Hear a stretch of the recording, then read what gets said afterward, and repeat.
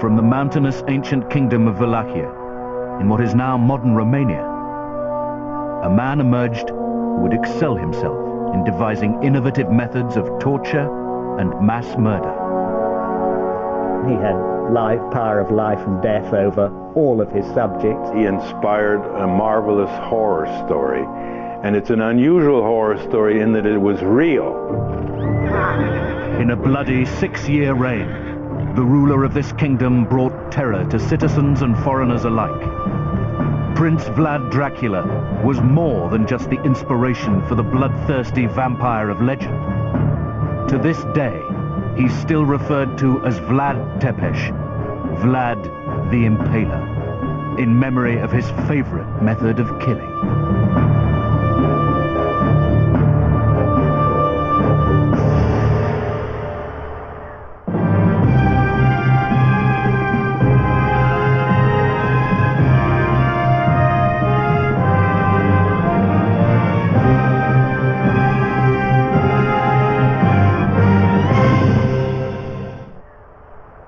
From his birth in 1431, Vlad's home of Wallachia was racked with instability and unrest.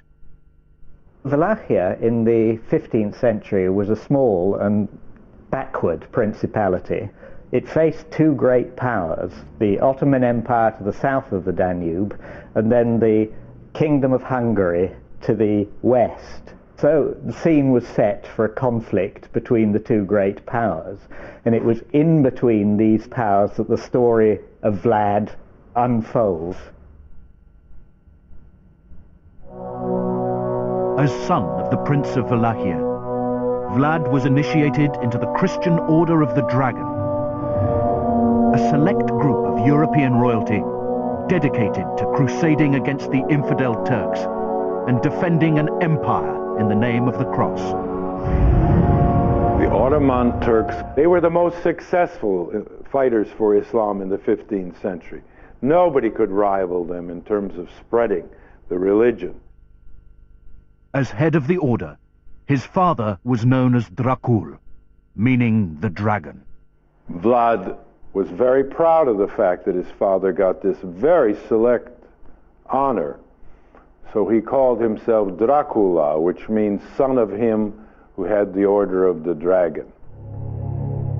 In 1442, the Turkish invasion of Transylvania left Wallachia vulnerable to its Hungarian enemies. With his throne under threat, Vlad's father made a deal with the Ottoman Sultan. Wallachia went through a series of rulers rather rapidly, and it was in the interests of the Ottoman Sultan to keep them under control. They didn't try to overrun and conquer the land. They tried instead to extract tribute from the Wallachs and to demand troops from them if they needed them for their army. To seal the deal, Vlad's father sent his 2 young sons as tribute to the Sultan in Adrianople, right into the lion's den. You had to leave an insurance policy. And the best insurance in this case was to leave your 2 sons on the premise that you wouldn't dare go to war and risk the lives of your sons. But as a matter of fact, the father did and knew what he was doing. We have a letter from the father to the citizens of a town in Transylvania saying, "How can you doubt my convictions? I've sacrificed my own sons in the Christian cause." Vlad was 13 and a hostage in a strange land. You have to think about this for a moment. Look, you're a young boy, your father leaves you, you're bereft of your mother, mother goes back with the father. You're among these Turks. You don't know Turkish. You don't know Islam. You're a Christian. I mean, it's a strange place, it's weird religion. It definitely has affected him as a teenager. It could not have not affected his way of thinking. He had this hatred very much imprinted in him and this desire of revenge. Vlad's growing sense of abandonment and betrayal spawned a severe hatred for the Sultan and his court. The Sultan's eye was fixed firmly on Vlad and Radu as potential puppet rulers. They were being primed to take their native throne in the name of Islam. But Vlad was studying the enemy and biding his time. The most important thing was probably military, and I suspect that Vlad and Radu would have had a good military training in the Ottoman court. They would learn about warfare, particularly riding, how to fire a bow, swordsmanship, because being a member of the ruling class, which is what they were destined to become, meant also that you had to fight on the battlefield, and indeed you had to lead armies. And having learnt that, then they would have to learn the rudiments of Islam. It was here that Vlad witnessed the fear-inducing effect of public execution. Generally, executions were fairly public, because the whole purpose of them was to show the power of the Sultan and also to encourage people not to step out of line. Unlike Vlad, Radu had become fully indoctrinated into Ottoman culture and its army. His younger brother has given in to the Sultan and gone over to the Sultan and becomes a minion, a puppet. Vlad's motive primarily is to stop Islam and to maintain the independence as far as he could of his native Wallachia. He wanted to be ruler. His brother really accepted the Turkish way of life. He wasn't interested in war. Radu was not. He was interested in just being a prince and being pampered and leading the easy life. For Vlad, that was unthinkable. He had a fight, he had a motive, he was driven, and this was not something he could accept. So the relationship between him and his brother was terrible. To Vlad, Radu was a traitor, never to be trusted again. In 1448, Vlad's father was murdered by the power-hungry Wallachian nobility in a plot to take the throne. After 6 long years in exile, Vlad's chance to rule had finally come. The Turks raised their army and put Vlad at the helm. He was to be the Sultan's new prince of Wallachia. But within 3 years, Vlad had turned on the Sultan and had thrown him out of what was now his realm. Barely 25 years old, Prince Vlad Dracula began his infamous and bloody reign. He came back to a country that was unstable. He had no idea who was for him, who was against him, who would help him, who would defy him. At first it appears he was a popular ruler because he seemed to be independent, which was something they hadn't seen in a long time. Once in power, Prince Vlad increased security by building thick battlements, watchtowers, and underground tunnels. Vlad Tepes really changed the way Wallachia looked by building a whole set of new fortresses, of using new key points that he reinforced. He knew he was on the brink of war with the Turks, that was clear. He was preparing then his country. To the new prince, Wallachia was now a war state. Once prevention of foreign attack was completed, he turned to ensuring the loyalty of the nobility. He assembles all the boyars, the nobles, to a great feast, and he wined and dined them.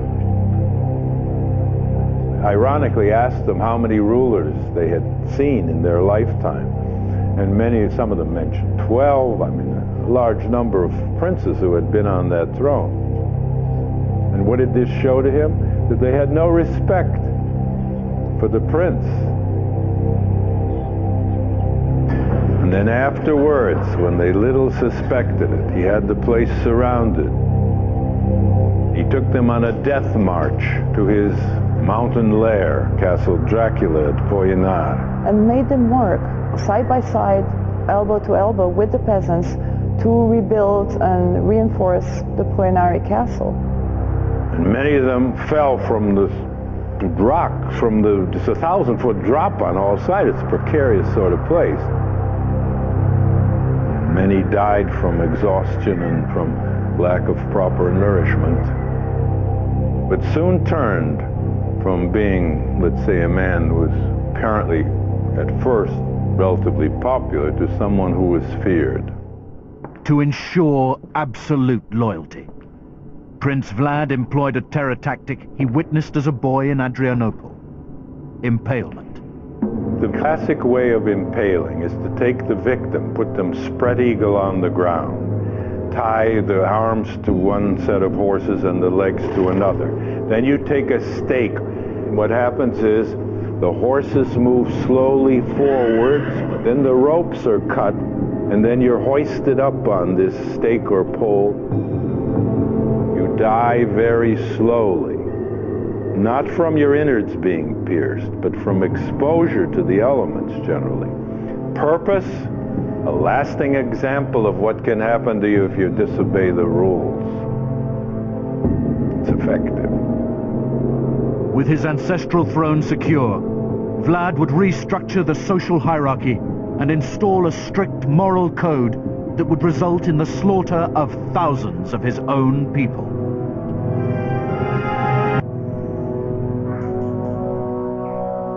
Having established himself as sole sovereign, and with his court cleansed of disloyal noblemen, Vlad turned to restructuring the gentry to create a new nobility, loyal only to him.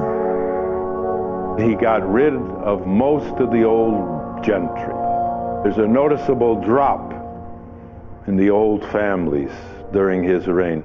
What did he do? He replaced them with lower gentry, who'd be beholden to him and more loyal, more trustworthy. And those are the ones he used to carry out his terror tactics of impalement. With his henchmen in place, Vlad's obsession with loyalty and control led him to install a severe moral code, punishable only by death. He was an extreme law and order man, and all the chronicles testify that during his lifetime there was law and order in Wallachia. He would punish you by impalement for little offenses as well as big ones. If a woman committed adultery, he had her body skinned and then exposed on the village square as a lesson to adulterous wives.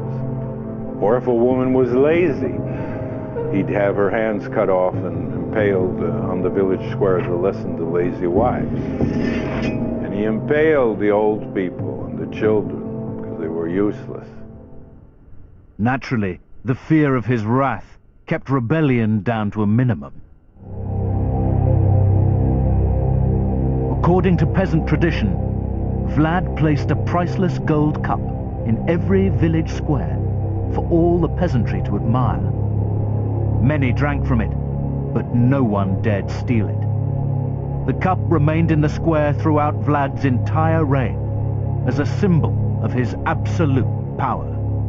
What he wanted to do was to establish the fact that he was the absolute ruler, and what better absolute ruler is it than to be godlike? That's what it's all about.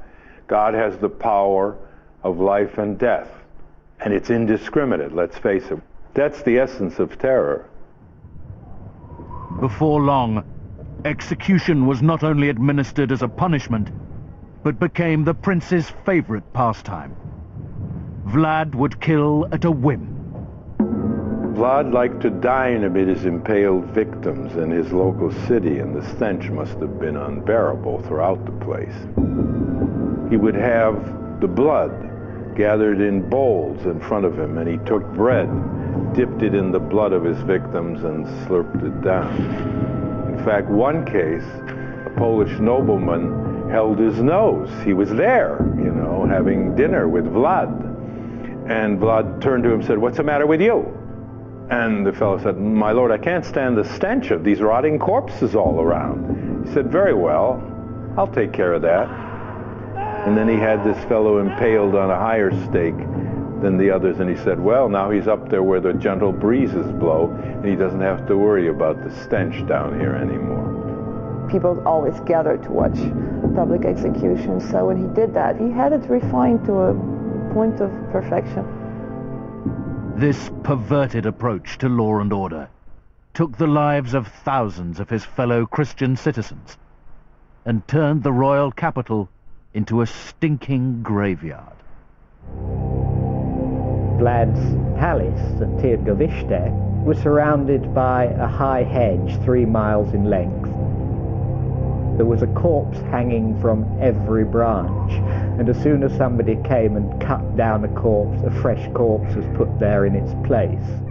And that is one of the reasons why, indeed, in Turkish, Vlad has the title Kazakçı Vlad, or Vlad the Impaler. Vlad was an Orthodox Christian with a growing reputation as a sadist and a monstrous appetite for revenge. But as long as he fought against the Ottoman Turks, he was accepted in the Catholic center of Christendom. Vlad Dracula was the one who fought and tried to stop the spread of Islam into his own area. And he was supported by the Pope. The Orthodox signed with the Catholics and they formed one church on paper, which shows you that the theological differences were peanuts. It didn't mean anything to the Pope. This guy was Orthodox Christian. Who cares? He's fighting the Turks. In 1462, the Sultan Mehmed was on the warpath. The Wallachian border was lined with Vlad and his army, determined to keep the Turkish enemy out. Mehmed's army was much bigger than Vlad's and much better equipped with cannon and a huge amount of cavalry. The first obstacle that he encountered was, of course, the river Danube, with Vlad drawn up on the northern bank, just ready to chop his army to pieces as it scrambled up the banks. They advanced slowly and drove Vlad back using their guns. They lost 250 men in this operation. The Sultan sent 2 ambassadors to see Vlad, to negotiate possible settlement. Vlad asked them to remove their caps in his presence, and they said, "Lord, it is our custom never to bare our heads to any person." He said, "Very well, I will confirm you in your custom." So he had his soldiers come out and they took very small nails and they nailed these caps to the heads of these ambassadors. And then Vlad said, "When you come to visit a great ruler such as myself, you better go along with my customs. Go back and tell the Sultan what you have seen." And they did. And the Sultan was enraged and wanted vengeance. With an army 3 times the size of Vlad's, the Sultan advanced and forced Vlad into retreat. Vlad wheeled his forces around, started destroying everything in his path, marched across the Danube and destroyed villages on both sides of the Danube, which means he destroyed his own Romanian villages too. Vlad burned food stores and poisoned wells to slow the invading army. Scorched earth, brilliant policy, very cruel, but they say an army travels on its stomach. This is especially true in the 15th century. They lived off the land. Well, if you create scorched earth, there's no food around. Vlad the Impaler raced back to the capital and with sadistic delight watched the invading army approach. A first wave of Turkish came through, crossed the border and came into Romania. He won that battle, took all the corpses and the wounded and the prisoners, and had a whole forest of sticks brought up in this big open field. And when the second wave came with the main army, they just stopped dead on their tracks. And so this forest of bleeding, agonizing bodies on sticks, and it was just a big, huge forest of dead bodies. 20,000, over 23,000 some odd. It was a deliberate attempt to frighten the Sultan. And when the Sultan saw this, he said, "What can you do against a man who does such terrible things?" It was just so barbarious, so atrocious that even for them, they couldn't stand it. They just turned around and fled. His brother Radu was the only man ambitious enough to cross this barricade of death and follow the Impaler Prince all the way to his mountain retreat. Sultan sent a small contingent on ahead to pursue Vlad to Castle Dracula, Poyanar. Led, of course, somewhere from behind probably by his little brother. He had been promised by the Turks that he would be the ruling prince of Romania once they defeated his older brother. He was trapped at this Castle Dracula. I mean, he was no longer capable of mounting any campaign against the Turks, and they besieged the place, and Vlad then escaped with the help of some gypsies, actually, through a tunnel, and had his horses shod backwards, shoes backwards, to confuse pursuit, and escaped over Figarash into Transylvania. Amazing. Vlad the Impaler had repelled the massive Turkish army and escaped, outwitting his brother Radu, only to be captured by his other enemy, the Hungarian king. Vlad's blood-stained throne was filled by his hated brother. When they got rid of Dracula, they put this puppet on the throne, Radu the Handsome, who was, after all, a native Wallachian, okay, but he was also a pawn of the Turks. Almost 12 years after his capture, Vlad was released. With the Hungarian borders under threat from the advancing Turks, Vlad united with the king in the fight against the common enemy. Vlad was finally on his way home. Soon after Radu's death in 1475, Vlad the Impaler reclaimed his place as Prince of Wallachia. Still mourning the bloodbath of his past atrocities, the citizens could only see death and destruction in their future. Within 2 months of his ill-fated reign, Vlad's decapitated body was found in a murky bog, just miles from the capital. According to peasant tradition, in the final battle against his Turkish enemy, Vlad was murdered by the Sultan's hired assassin. His head was cut off, encased in honey to keep it in good shape, and sent to the Sultan as proof that Kaziklo Voyevoda, the impaling prince, was finally dead. Vlad's severed head was presented on a high stake for the crowd to witness that the great impaler had himself been impaled. As the bloodthirsty murderer of some 100,000 people, Vlad the Impaler would be immortalized as the infamous vampire Dracula, whose legend continues to evoke fear in the hearts of all that know of him. We're heading out to the battlefield after the break to learn about the terrifying challenges facing medics during the Battle of the Somme.